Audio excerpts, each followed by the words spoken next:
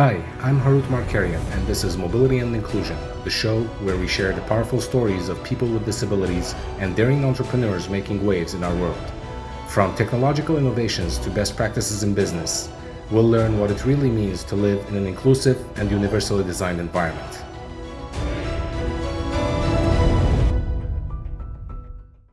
By the way, you're the first person who is experiencing my first interview on my new laptop. That's awesome. It looks good. Yeah, and for those of you who don't know what we're talking about, Charity and I were scheduled to appear last week, but my other computer decided to take a nap forever. And that's why we had to cancel and reschedule for this week. And welcome, everybody. This is Mobility and Inclusion. My guest today is Charity Buhrow. Charity is a person with a pure passion and passionate living, passionate coexistence, passionate experience overall. And Charity, welcome to the show. Thank you. How? Thank you so much for giving us your time, and we I cannot wait to learn more about you and about everything that you're doing, which is gazillion things. True story. It is. Let's see. Where do I even start? Well, I have a youth group that is primarily focused on making sure everybody feels seen and heard. Really, that's like ultimately what I'm shooting for. During the pandemic, I noticed, suicide rates spiked. It was a lot for everyone to take on, and in order to give mom and dad a break, to give the kids an outlet to expel that pent up energy from being, piled on top of their families for 9 months. That's a lot. We have a huge building, and we were going to open a restaurant, and then a pandemic hit. It was not the best timing on our part, but we had the space. So I'm like, how can we utilize this and help others, so that they're not struggling. So we started this youth group, and my whole intent was that no one leaves sad. That was the only thing I was shooting for. And it's turned into weekly meets. The kids are learning how to build businesses. They feel seen and heard. I don't censor them. I let them be who they truly are. They're getting a place to practice before adulthood. And I know a lot of us probably could have utilized that tool when we were younger. So I remember what it's like to be a teenager. So I'm trying to give them a safe place to explore, question, figure some stuff out before the real world comes along and says, hi, let's have some fun. So some of them are doing great. Some of them have stepped out because they don't know what to do with facing themselves and figuring out what it is they want to do. I'm not going to drag anyone. I'm not going to force them because I've seen what that does to kids too. It's not good for anyone. They'll come around if they want to come around. Everyone's free will here, big time. So in that, I've developed that. I'm helping my husband build his restaurant empire. He wants 8 of them now. And I'm like, oh, probably should get the first one open first, huh? So as soon as we figure out that we're new to that, we were contractors prior to all of this. We built one of the restaurants in the One World Trade Center. We've got work in 17 different states in the United States. I can take down a tree and turn it into a table if you want me to. I mean, it's kind of a nifty thing to be able to do.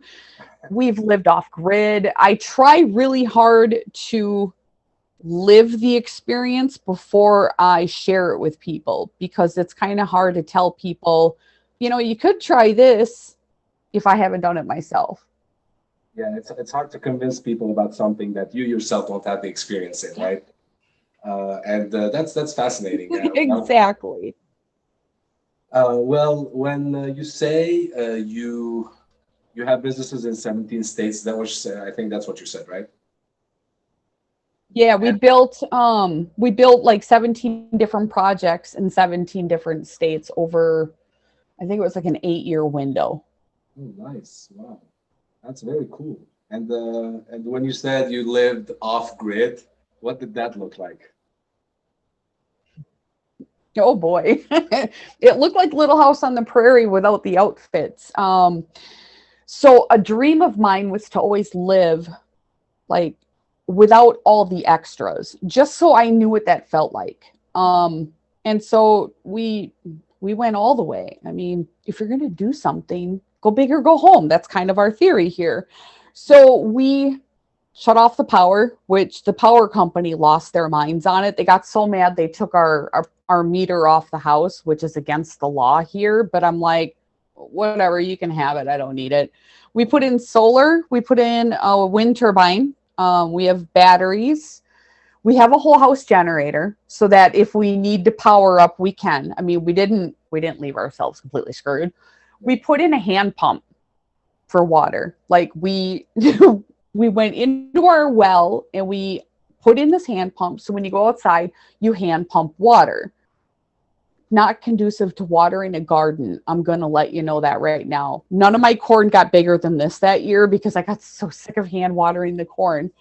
Um, but it was, the kids loved it. Like we asked them if they were okay with this before we did it. We don't just do things and then tell them With to the suck it up. kids. Yeah. Yeah. Oh, We did it with the kids, 3 kids. That was fun. that's awesome. No, it's It, actually they liked it. So did I. Go ahead. no, I was gonna say it's actually I would imagine it was very fulfilling experience, especially for the younger ones. Yeah. Because not a lot of kids these days have that experience. Not a lot of kids even know what that looks like, remotely know what that looks like. So I envy you, to say the least. It was when we lose power here after a storm, which like a week and a half ago we did. I forgot how great that feels. All the energy stops coming in, and you're just like, oh, it's quiet, it's peaceful. You're like, that actually feels really good. The kids got a far greater appreciation for electricity, for running water, because they got to go back to the other parents' house and get that. But they said it was so much more calm at our house because we weren't always running. We would just be, we would have the deep, deep conversations. We cooked over a fire pit outside in the summer. We had a wood burning stove from like 125 years ago we picked up at an antique shop here in town. And like, so we went Little House on the Prairie. Our clothes dried on a line in the house. Like, I wanted to experience it all. I am really grateful for electricity. Not even going to lie about that. I love walking into the kitchen, hitting the faucet, and being like, I'll have coffee in 30 seconds instead of 30 minutes. Yeah. But at the same time, I look at that like, wow, I can truly appreciate what we do have so much more. Like my level of gratitude grew, and so did the kids. Yeah. A couple of them are like, not my gig. All right. Would you have known that if we had done that though? It's one of those where it we really do want to experience as much of what life has to offer. And it comes in weird ways. Yeah, absolutely. And I'm pretty sure your kids are gonna cherish that for the rest of their lives. Not a lot of people nowadays can say that, hey, we lived off grid and we had to pump water. We had to hand dry our clothes. That's, I mean, I remember those days, Yes. and it was maybe when I was living these periods. Well, we didn't pump the water, but we were still hand drying our clothes. But this was maybe it was at the end of that era when I was growing up, right? Uh, and it was Mhm. amazing. It's just a different type of appreciation when now you just Yes. throw them in the washing machine or throw them in the dryer, and then you know 20 minutes later, 15 minutes later, you have a clean, dried out Yeah. clothes. Like awesomely clean stuff too. Yeah. Yeah. And it's Yeah. and you'll have that appreciation. Now you appreciate technology, and you can say that there are benefits to the technological innovations. Um, Now, some technological innovations went too far into hurting people, but that's beside our point right now. Right? Yeah, Yeah, there's that balance thing, and we always go one way or the other. And I'm like, can we just find the middle road? I would be okay with that. So and just so we give a little bit of context to our viewers, you currently reside, and this experience was in central Wisconsin, correct? true story, it was. Yeah. Literally a town. It's called Borth. It's unincorporated, and we have more cows than people. It's nice. It's my hometown. I like it. So it's pretty awesome. That's awesome. That's awesome. And going back to the youth group that you're running, and you said you're teaching them how to run a business. So can you just Yes. tell me how's that going? Like what do you teach them? Teenagers. um, they are very intrigued by what I do. Like, because I've ran a whole gamut of different kinds of jobs. A lot of people think I'm a flake, but again, I love to learn. So I am always trying something new because I expand in that sense. So what we're doing is the kids are like, I want to run a business. I want to do this. How do I start it? And I'm like, wow, you need to go back like 9 layers. And what are your core values? And they're like, what's a core value? And I'm like, oh boy. So it's really gotten them to sit with themselves and figure out what truly matters in their heart. And for so many of them, inclusion of the people around them is top of the list. They want to make sure whatever they are doing, that it is not bringing more harm to the world, that they're spreading more love, that they are seeing people for who they are, because they've gone so long with just being seen as a kid. And I should make it clear, I do not refer to these guys as kids. They're tiny humans, because it's kind of been a perverted word, the kid thing. We always talk down to them like, well, you're a kid, you don't know. Yeah. Exactly. They don't know. It's our job to teach them that. So I see parents becoming frustrated. The schools aren't teaching life skills. Parents, come on, we're stressed. We're out of time. We don't always have the patience to sit down with our kids and be like, this is how you balance a budget. Some of us, I struggle with it, and I did accounting for 15 years. So Well, sometimes it's easier unfortunately, just to do it yourself. yeah, unfortunately, a lot of people, actually, the majority of people and kids and people going to schools and colleges and stuff, they graduate and they don't know anything about money.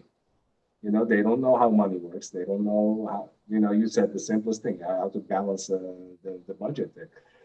They don't teach that in school, you know, and No, they it's don't. up to the parent, I believe, and I'm a parent myself. It's up to the parent to really um, teach their kids these extra but important stuff, right? So it's amazing how much we don't learn by going to school. And here I should say that parents are not doing their jobs a lot of the time. And a Yeah. lot of the time, parents owe to their kids these extra stuff outside of school that the kid must learn. It shouldn't be a choice because that's going to come back and haunt them later in life. So I commend you for Yeah. taking these kids under your wings. Uh, and I'm sure it's a lot of fun working with them.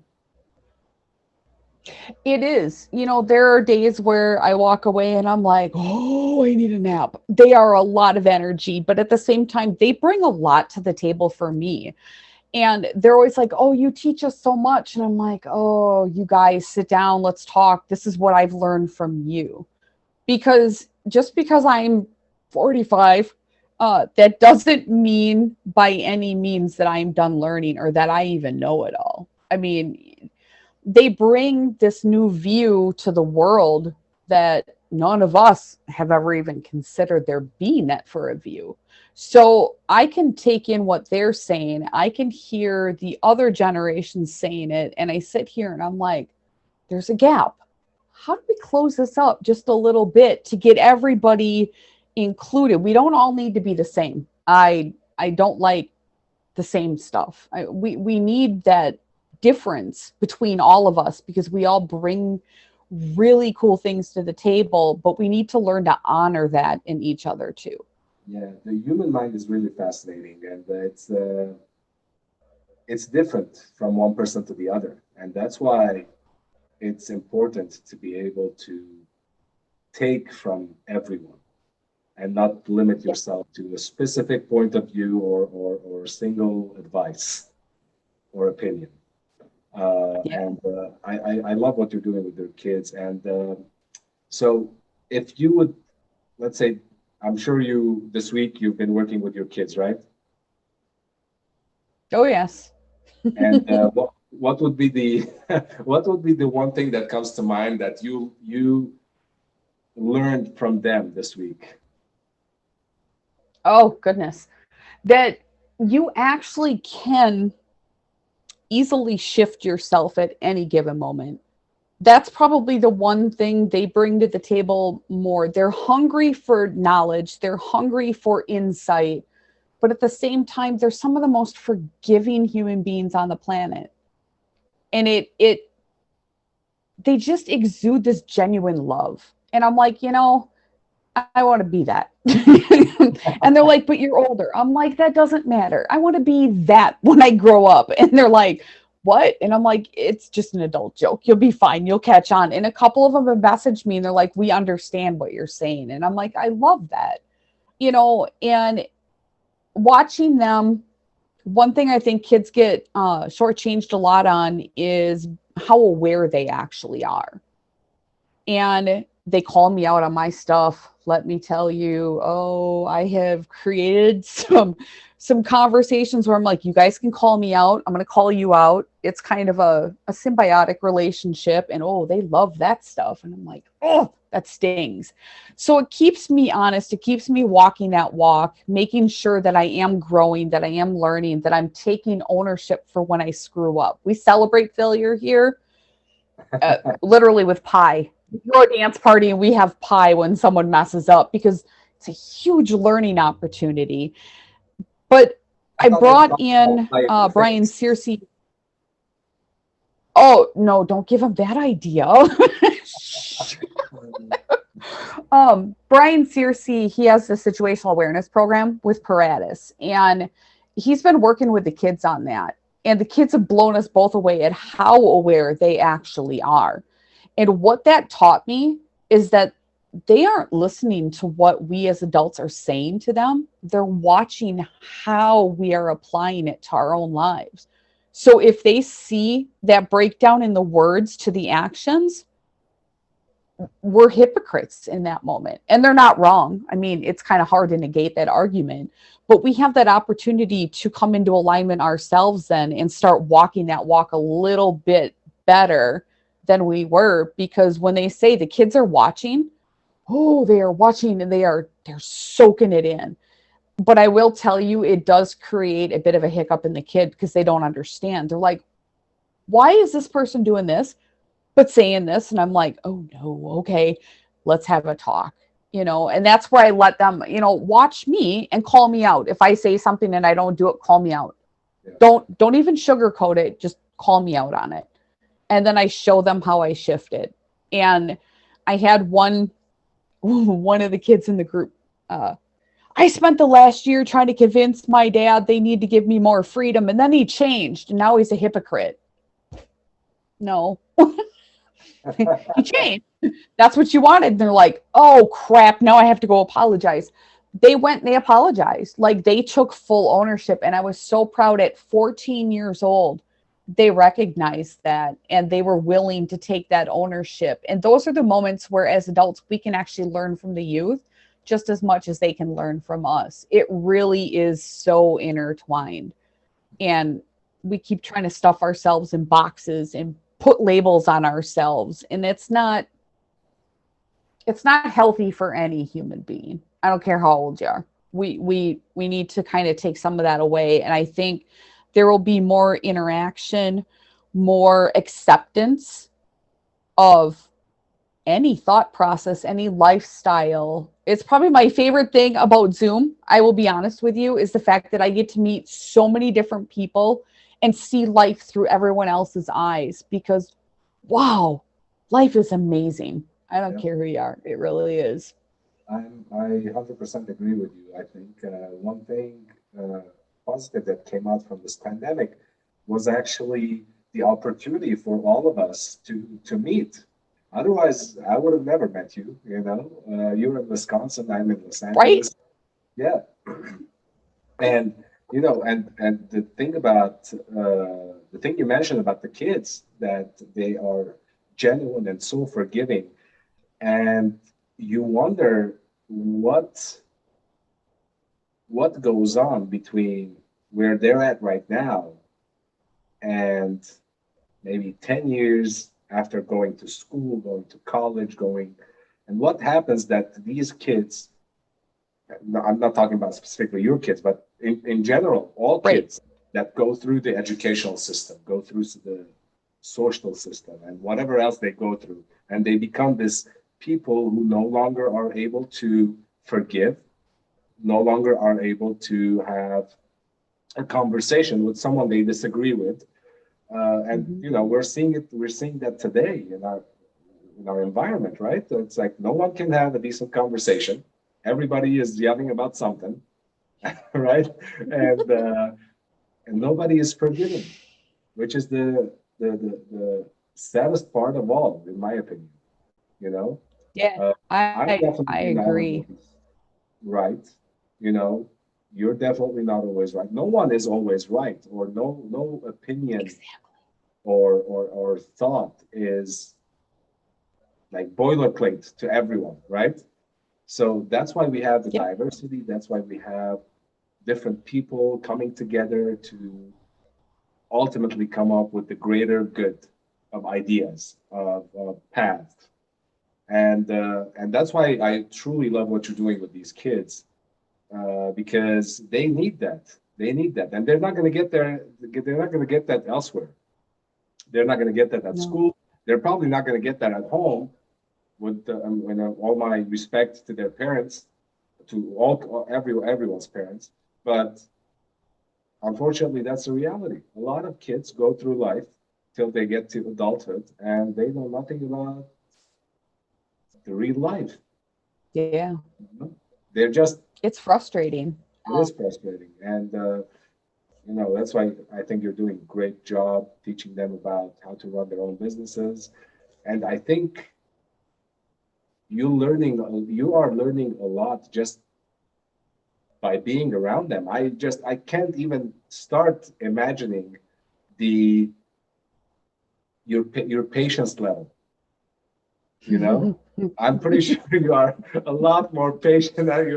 Now you're laughing because I mean I have a son right now, and he is a handful. I'm telling you, I was like I and I'm very good with kids, but when you're with a kid for 24/7, it's a different story. Yes. It's a Yeah, totally different story. And now try. it is. I um I when I first had kids when they were little, I was like, "Oh, I'm going to be this great mom." And then I had kids and I'm like, "Why are they drawing on the walls with poop? This is unacceptable." You're just like, "Holy crap." And like you said, that 24/7, it's someone constantly demanding your attention. Yeah, So you lose that ability to have time to yourself and recharge, and every human being needs that. yeah, So once the kids started getting older, I was like, "Oh, I miss my me time in big ways." I don't shop. I don't, that stuff stresses me out. I don't like that stuff. But I love having alone time. And I lost that. And so there was a period of time where I hit depression, anxiety, like, and then my first marriage tanked, which was an absolute blessing in disguise. We should not have gotten married. I mean, it no. That was not the stars. So I took 2.5 years and I literally worked on myself really hard. Like I wanted to figure out where I needed to strengthen me. I needed to prove to myself I could stand on my own 2 feet. I knew I already could, but I had to do it. That's just how I learn. I have to do things. So I jump into weird stuff and I'm like, okay. But now with teenagers, that's a whole different beast. Okay. Because 1 minute they are laughing and the next minute they have flames shooting out of their ears. You're throwing a chocolate bar and running for the hills. Like, no joke. I found that transparency with the kids has been a lifesaver. I will tell them straight up, guys, not right now. I need some time. And they literally, okay, that's cool. And they back off. And I meditate. Oh, several times a day. I am just like, don't talk to me. I got an office this weekend in our building. I told my husband, I said, you either paint the walls or you can't come home. And he's like, okay, he came home with paint. I'm like, yes, I win. So he painted the room. I set it all up this week. And I love the energy I've created in here. This is my safe bubble. So when I'm feeling stressed out, this is where I come. I pop in some music. I meditate. You know, I try to get myself back to that calm and that quiet. Once I can do that, my patience level is pretty good, but I do have my moments. And when I'm, as the kids would call it, triggered, I don't necessarily like that word either. I don't like labels, not at all, because labels, they hold us back. But when I'm recognizing that I am being triggered, I look at what's coming up and then I'm like, okay, it's okay. I'm human. I am allowed to feel this in this moment, but I don't want to react on it. I don't want to take that out on someone else. So I'll usually send out a Snapchat and be like, guys, give me 10 minutes. All right, that's cool. And they respect that because I also do that for them. And I think respect has been a big foundational thing in this. I'm pretty sure that's building in their character. So they're going to grow up to be very successful in that way, because a lot of people right now, the younger generation I'm talking about, who are starting to go into their professional careers, I'm not going to say that they're disrespectful. They're not, but they don't have that soft skill about how to approach people and how to deal with people. They think everything is a transaction on the internet. You know, that's how they approach people, and that's my 2 cents. You know, that's my opinion or what I've noticed so far. And I've been in the industry for about 15 years. I've been in the technology industry, and it's really amazing, especially when people come out of science backgrounds, like engineering backgrounds. Right, they're like really rough around the edges. They don't have that, softness in their tone, in their approach, in their behavior, and it's not because they're disrespectful. It's just because they're not aware of any other way. Right. So what you're doing with these kids, I think it's going to prepare them to become a very approachable and good in business. Ultimately, be good in business, and that's what we want. Right? That's what we want. We want people and it's amazing. Yeah, because like being able to work with all of you guys and meet all of you and see what you guys are looking for, I actually can relay that to these kids, and then they can find ways that they could actually offer that as they enter the workforce to fulfill the need of, like what your company would need or what you're looking for without sacrificing who they are. And they didn't realize the world was this big. Like you said, the internet has become kind of a big thing for them, like push a button and Amazon delivers, or Netflix, or whatever hot thing it is right now. But at the same time, they didn't realize that there's people on the other end of that. And so being able to relay a lot of this, and they've gotten to partake in some C-suite stuff. They see me talking to a lot of you on the computer. So instead of me just randomly talking to a computer screen, they know there's a human being on the other end that has acknowledged them as a human being themselves of value. And that really is something I think we've lost as humanity. I did have one kid, she brought it up a couple months ago. She's like, what's up with the way they teach in school? Why are they trying to prepare us for factory work? And I'm like, what? She goes, sitting in line, having to raise your hand. She's like, that's all like the old school stuff from the world wars back when they wanted us all to go into factories. She's like, our society doesn't operate like that anymore. And I'm like, oh, that's a brilliant catch there, tiny human. And I said, well, we're a little slow on the uptake, apparently, you know. So it's a lot of the frustrations I think that are coming in schools with teachers and the kids not learning.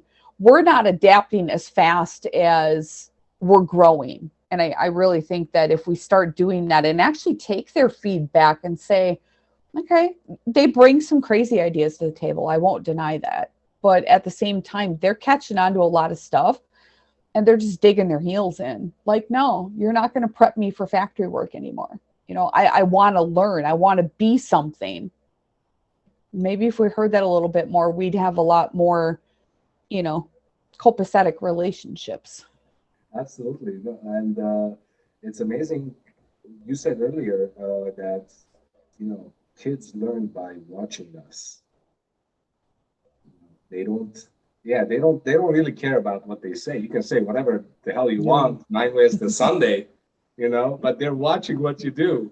And that's what really they're taking in. That's what they're soaking up on. And that's why we have to be very careful around them in our behaviors, right? You know, for example, I tell my son several times to come in from the backyard, right? Like he doesn't give a flying, you know, the thing, right? He doesn't care at all. But when I go and I kick the ball with him a few times, and then okay, let's go in now, and he sees me walking in, that's when he comes in. You know, it's the simplest thing, but it's like it's a true description of what we just talked about. And even when we're older, you know, a lot. Why do we have that saying that walk the walk, don't talk the talk, something along these lines, right? A lot of people talk, but they don't perform according to what they're saying, according to what they spoke or talked. Yeah. And we have a lot of those now. We have a lot of big talkers, right? But when it's time to put the show on the road, no one is available and no one is around, and you find yourself all alone. You know, hey, I thought we discussed this. I thought that's what we were gonna do. You know, you're like, could you at least get on the same page somewhere in the book with me, please? Yeah, you're like, wow. There's some breakdowns in humanity that really, as a society, we all could truly work on. We really could. Absolutely. And let's go back. You're also a podcast host, correct? Yes. I have a couple of them. Podcast. Talk about the podcast. So the tribe started their own podcast.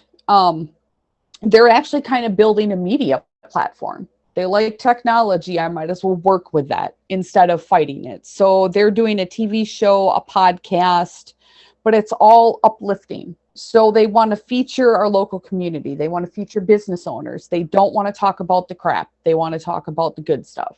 I am on board with that. I have a podcast that kind of documents my personal story.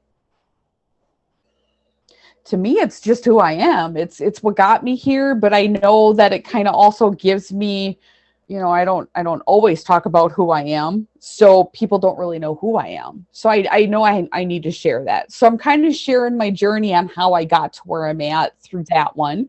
And then I have the Coaching Queens show, podcast, blog thingy. We still don't really know how to label it, but it's Joan and I, and we've teamed up to talk about inner peace and what that looks like for people. Because for some people, creating chaos in a controlled sense brings them peace. Never thought of it that way. I was like, oh, interesting.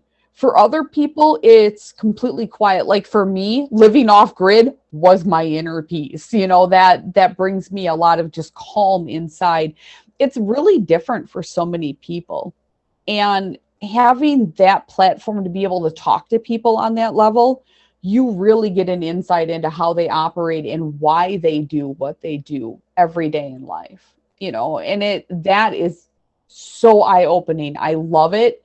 Um, and it gives you a new appreciation for who people are. So instead of seeing what someone's doing and being like, oh, they should be doing it this way. So we have kind of a saying around here, shoulding is shitting. We don't should on people here. It's just straight up. That's just not what we do. So telling someone how they should live when you don't actually understand who they are or why they're doing what they're doing, knowing what brings them that calm and why, like what gets them up every day is so amazing. I absolutely love it. So I've got like 3 different avenues of podcasts. I don't really know what I'm doing, to be honest with you. I hit record and I'm like, oh, we're winging it. That's totally cool. I love it.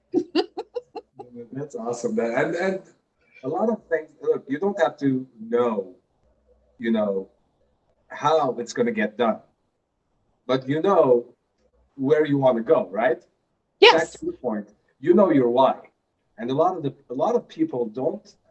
They're actually passively going through life. You know,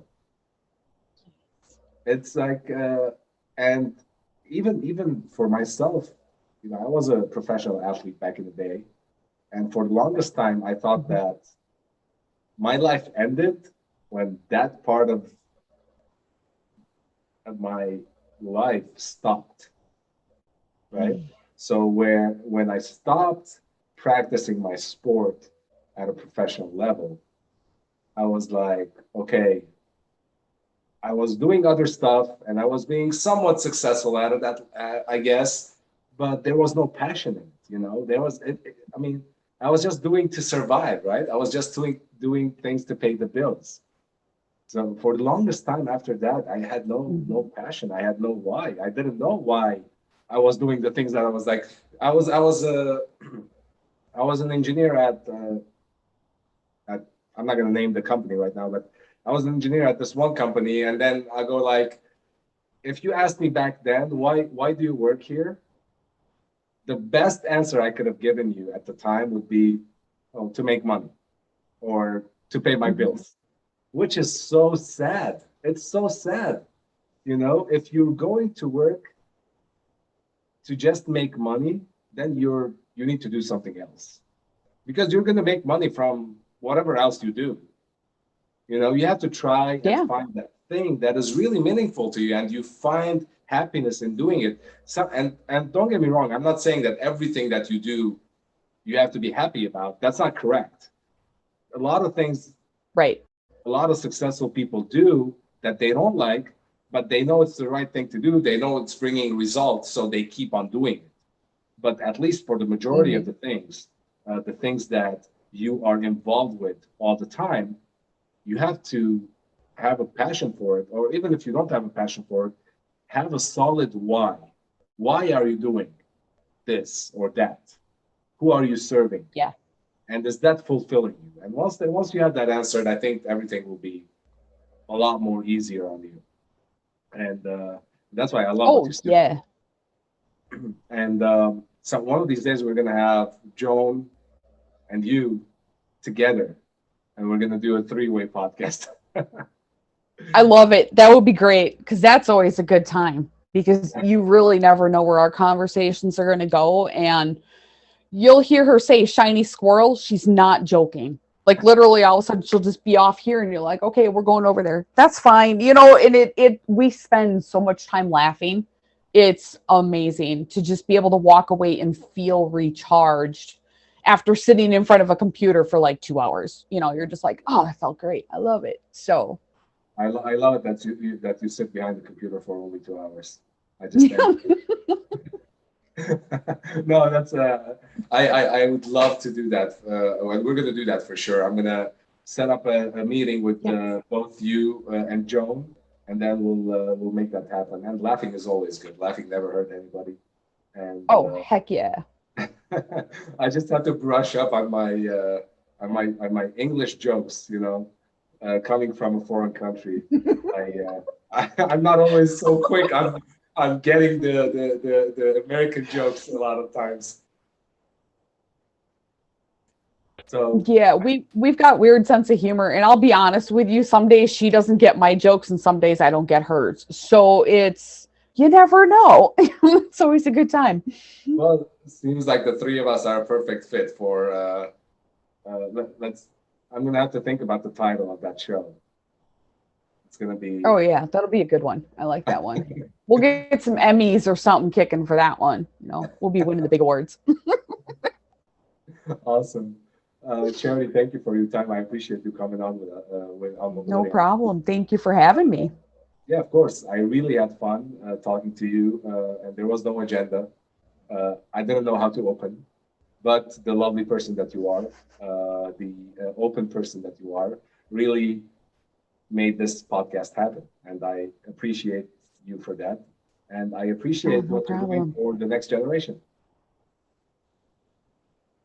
Well, thank you. I am so glad that you are bringing awareness to so much of this and using your passion and your skills to just bring your energy. I love it. It's so great to watch you on this and grow and just change the world. It's going to be amazing. I love it. I have no doubt that that'll happen. And you are right. I am growing. I also don't know what I'm doing a lot of the times. So it's a figuring out process. Yeah. So, but luckily we have each I other. feel that too. If I ever do this on a C-suite call, it's because I get it. Yeah, exactly. And that's what I was going to say. Luckily we have each other. We have C-suite. We have uh, all the members there that we're helping each other get to the next level all the time, become better at whatever it is that we're doing. Exactly. All right, Charity, thank you so much. I will see you all next time with a different guest.